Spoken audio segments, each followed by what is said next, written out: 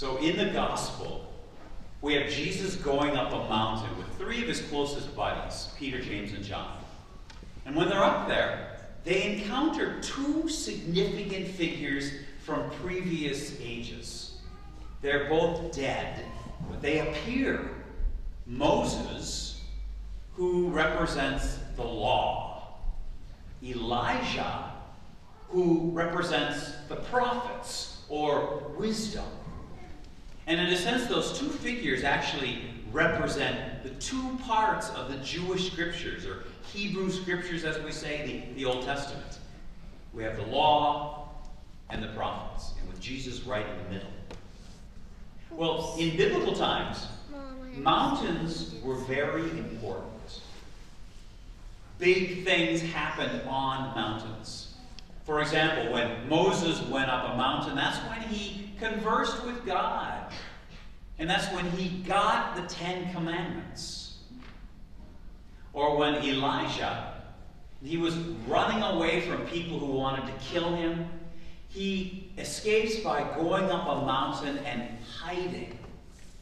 Then he wants to know what to do, and he's expecting to hear God, like in a big way, an earthquake, or a big wind, or a big voice, and God doesn't speak like that, but God talks to Elijah in a whisper.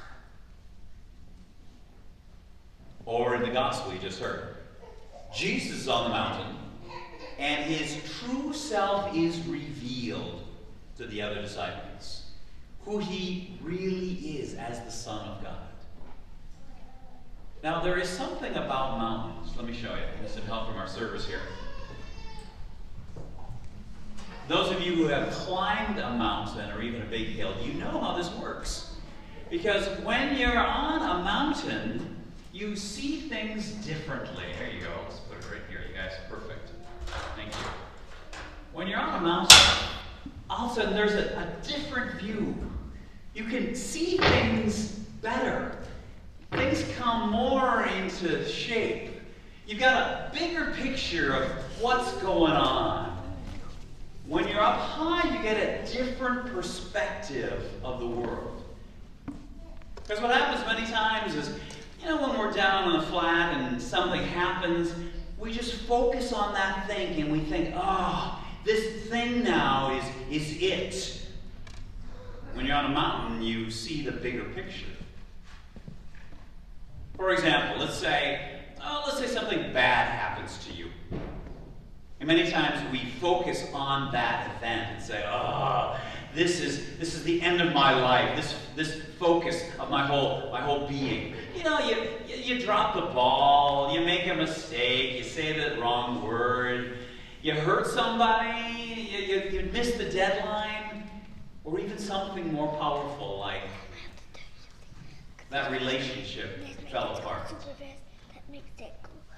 You lost the job. You've got to face this disease or this illness. Your heart is broken. There is some addiction problems, whether it's drinking or gambling or pornography. And all of a sudden you start thinking, that's my situation, that's my life right here, and I'm ruined. But you got to remember, any one of those things that happen to you, as bad as they are, that's your life situation. Your life is bigger than that. Many times we get stuck in thinking like, this is what my whole life's about, but it never is. Your life is bigger than any one thing.